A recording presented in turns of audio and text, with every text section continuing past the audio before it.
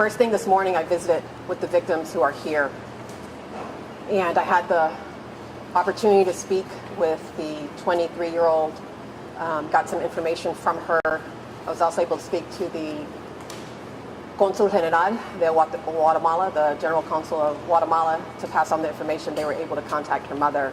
So that is something to smile about today, and such a sad day. The other side of serving the surviving victims here at UHS is sadly the amazing and difficult work that the Bexar County medical examiner staff are tasked to do, which is who have died. Our medical examiner's office has carried a heavy load over the last few weeks, from the Uvalde victims and now today. We have reached out to neighboring counties for assistance from their medical examiner's offices also. As of 1 o'clock, very sad to report that the medical examiner's office has 51 bodies, 12 women. They have potentially ID'd 34 of them. I'm not only angry about what occurred yesterday, but my heart also mourns for the families who have lost their loved ones. The governor of the great state of Texas has once again politicized this horrific tragedy by taking to Twitter and placing the blame on others for his failures. While bodies were still being removed and others being taken to local hospitals, he chose to be heartless and point the finger. Shame on our governor. His words were also a complete contradiction to state that this tragedy was due to open border policies. If there was such a policy as open borders, we wouldn't have had over 50 human lives trying to enter this country the way they did. We wouldn't be mourning the deaths of so many people who were simply seeking a better life. I can't imagine being in another country and waiting to get a call from a loved one who's been traveling for weeks or months to hear if they've arrived at their destination safely, and then to see the news of this tragedy here in Bexar County instead. We are not certain of all the countries where the victims are from, but I have spoken with the Guatemalan Consul General, and they are working to get information from the hospitals for their citizens. We're also working with the consulates of Mexico, Honduras, and El Salvador. If you have a family member that you fear could be one of the victims, you can call the Guatemalan consulate at 956-800-7351. No estamos seguros de qué países son todas las víctimas, pero he hablado con el cónsul general guatemalteco y están en el proceso de obtener información de los hospitales sobre las víctimas. Si usted tiene un familiar que tal vez sea una de las víctimas, puede llamar al consulado guatemalteco al número 956-800-7351. Gracias. Después podemos hablar más. Well, thank you. The inscription on our Statue of Liberty says, "Give me your tired, your poor, and your huddled masses yearning to breathe free." And our nation was built on the backs of poor immigrants and made us a great nation today.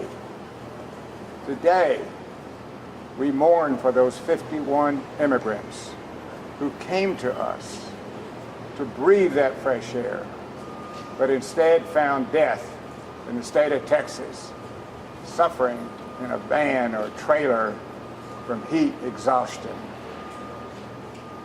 It's a terrible way for us to treat immigrants. The state of Texas has done just about everything wrong that I can think of. They participate in building a wall, which does nothing to protect our border. They have spent billions of our taxpayers' dollars, state taxpayers' dollars, on paying for the Texas National Guard at the border.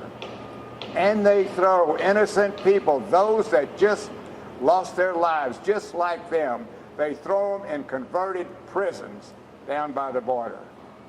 We dehumanize them. We make them, people think that there's something less than us, and they are not less than us. Instead of spending Texas dollars on a failed border security program, we should instead be using those funds to help immigrants.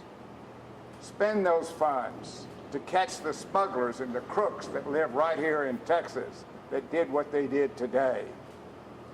States should be spending dollars helping the immigration courts to help them move those cases along so they can decide their status here. And they should be participating with the Mexican border states and providing funding for them so that they can provide shelter and food for the immigrants that are coming through Mexico. And most of all, our state leaders should be supporting immigration reform until the Congress enacts a comprehensive immigration reform that's fair to people, that gives the people for the great opportunity they're looking for. We're going to continue to see this horrible, horrible policy instituted by the state of Texas and complemented by the federal government. We mourn for them. I'm so pleased what the University Hospital has done. George Hernandez and his team, Sutherland Springs massacre, Uvalde mass shooting of innocent 19 children and 2 teachers, and now 51 people dying here in Bexar County as they come across the border. Our medical examiner, as Rebecca stated, has received all the bodies from Uvalde, and now she's facing this tremendous workload, tremendous. I can't imagine how they go through that in the job that they do. Also want to thank the Bexar County Emergency Services for being out there on site, and for Bexar County Sheriff Javier Salazar for his attention to the problem we've got out there. So we should mourn, we should not forget, but we should try to correct the horrible mistakes this state's making and our nation's making.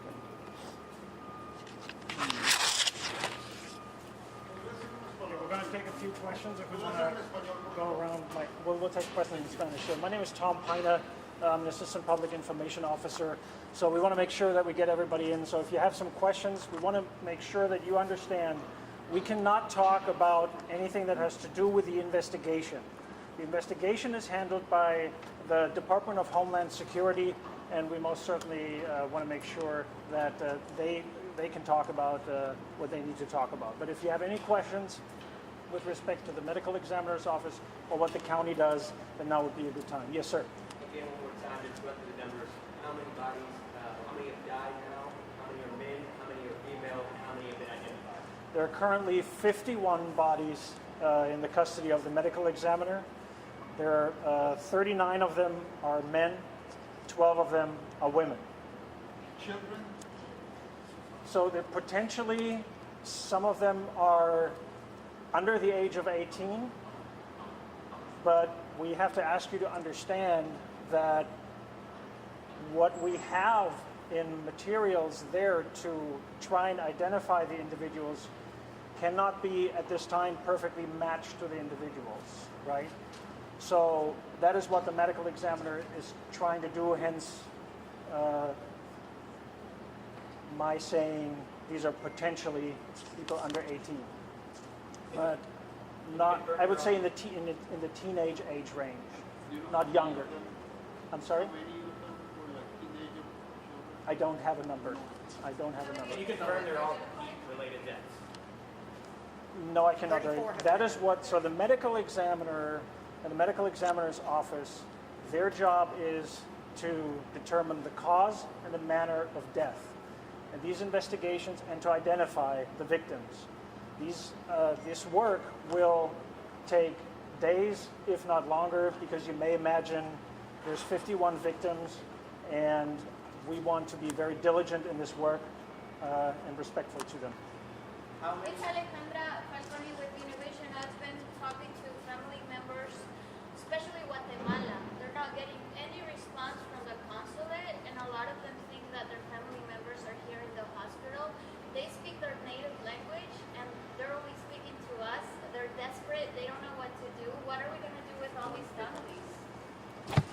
Well, I've been in communication with the Guatemalan consulate. They've actually been very En gracious. español, por favor, porque Okay, tenemos pues la- hice su pregunta en inglés, por eso. So I'll answer it in English since your question was in English, and then I'll go to Spanish. So I've been in contact with the Guatemalan consulate. They've been very gracious. I gave out the number. You can let me know if I need to give that out again. They are also working with the hospitals to get information. They are also limited because of HIPAA rules. So they are working with that. Yo he estado en comunicación con el cónsul general guatemalteco. Están tratando de coger información de los hospitales para sus paisanos. El número que ustedes pueden llamar, que directamente me lo dio, porque yo les dije que iba a venir aquí para hacer conferencia de prensa, es 956-800-7351. Y ellos pueden hablar de la situación y están tratando de ayudar a sus paisanos. ¿Podría darnos su nombre, por favor? Rebecca Clay Flores, comisionada del condado, precinto 1. Rebeca, usted habló al principio sobre la situación que han encontrado ustedes como hospital. ¿Podría describir en español esta situación tan difícil para ustedes? Perdón. La situación de encontrar tantos cuerpos en un solo momento, de lo difícil que ha sido para el personal médico. Pues obvio es algo impactante, o sea, son profesionales que le entrenan cómo hacer estas cosas, pero cuando uno encuentra tantos cuerpos al mismo tiempo en la situación, pues obvio que es algo que impacta muy fuerte. Entonces es algo muy triste. Nosotros aquí en Bexar County, en el condado de Bexar, estamos trabajando para hacer el máximo que nosotros podemos hacer.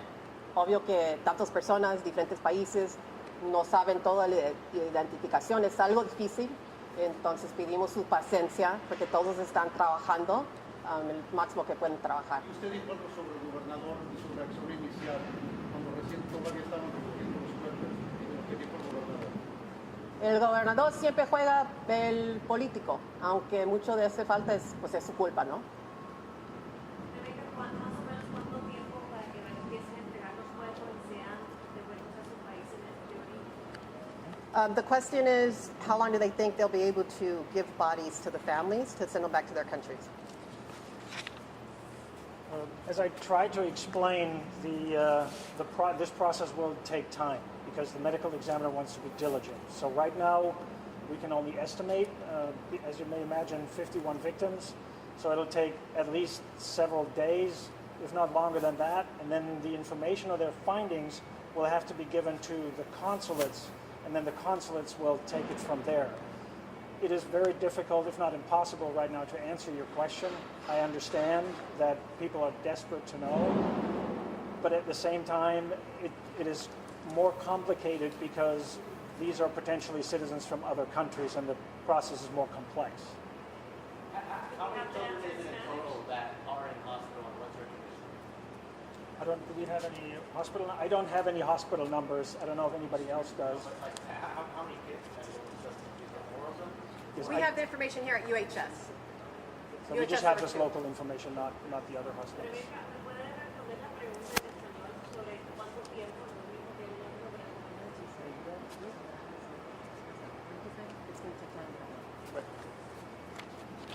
Obviamente pueden entender que va a tomar mucho tiempo. Ahorita no podemos dar una fecha, unos días para decir cuánto tiempo va a tardar, porque el proceso es muy complicado porque estamos trabajando con muchos países. Como ya dije, que de hecho tampoco sabemos todos los países de donde vienen las víctimas. Alejandra Falconi de Univisión, con todo respeto, el número que diste del consulado, tengo varias familias que me dicen que no les contesta y yo también lo llamé y no funciona. Pues es el número que me dieron. Después de la conferencia, yo puedo hablar con usted, puedo hablar en general, porque pues no es justo que no es su número celular. Ahorita podemos hablar con él y le podemos preguntar, con mucho gusto. Porque estamos aquí para dar la información para los familiares, para los paisanos. No estamos aquí para no tener esa información. Rebeca, las personas que están hospitalizadas van a permanecer. ¿Perdón?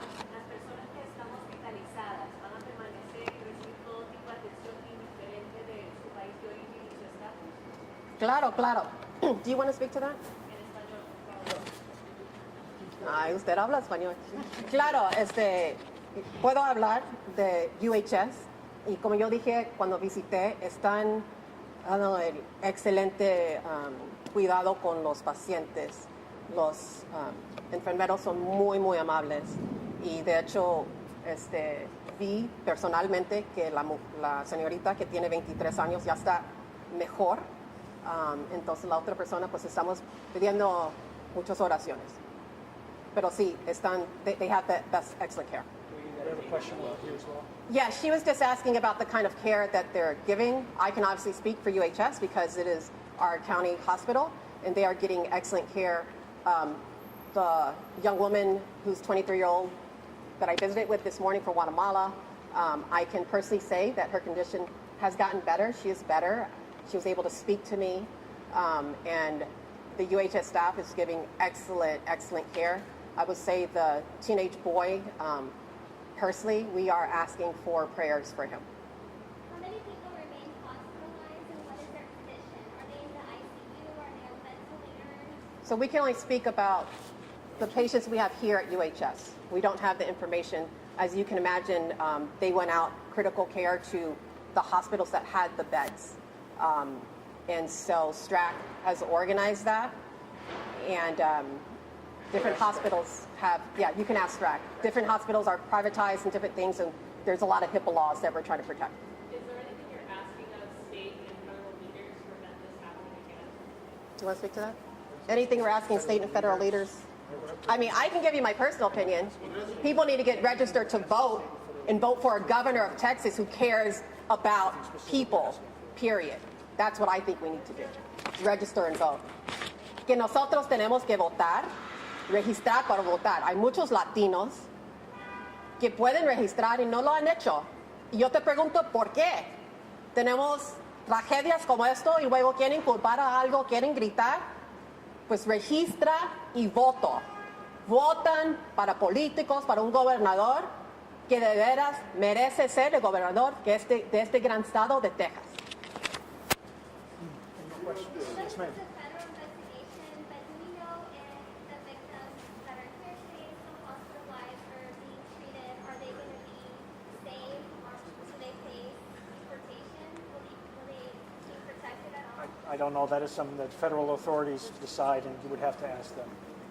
Alejandra Falcone, Univisión, muchos están asustados por ese mismo tema, que sus familiares son indocumentados y tienen miedo. They're afraid to come forward because they think they're going to expose their family members that are undocumented. How can you ensure that they're going to be protected? Because some of them are not looking for them. They're afraid to speak out because of this reason.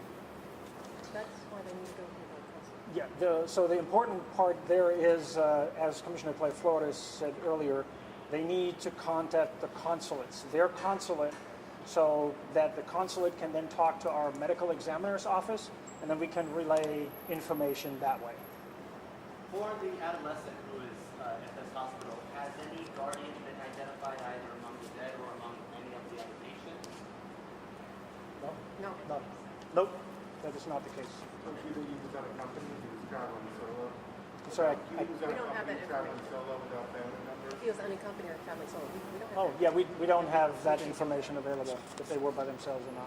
We know this occurs every few years in San Antonio. Do we know that if in the past have any migrants been given asylum because of this? Is this a possibility here? Yeah, ma'am, the problem is you're asking us questions that we can't answer because this is something that lies within federal authority, not within the authority of the county. So I'm sorry, but I just don't have that information. Can I ask for your opinion? Can you rephrase your question, please? Do you think these migrants that are victims of this tragedy, should they be given asylum or protection of any sort? She's asking if the people that arrive here, they should be given asylum or not, because this has happened not just once, but more than once. Let me tell you, I don't trust the state of Texas on any of dealing with immigrants. Nationwide, the federal government, they are protected. I can't tell you what some state official will do. They've passed so many laws that try to discriminate against immigrants. We have millions of immigrants living here. They're undocumented. That don't mean they're here illegal. But they're afraid to speak up, not just because of this issue. So I have no confidence in what the state of Texas might do. When they're putting innocent people in a prison, how can we have any confidence that they would do anything right? but the federal government will. Okay, if we don't have any more questions, then that will conclude today's press conference. Thank you. Yeah. ¿Cuántas personas hay críticas en este momento? ¿Que su estado está crítico? Solamente tenemos información de solamente. They want to end it, so.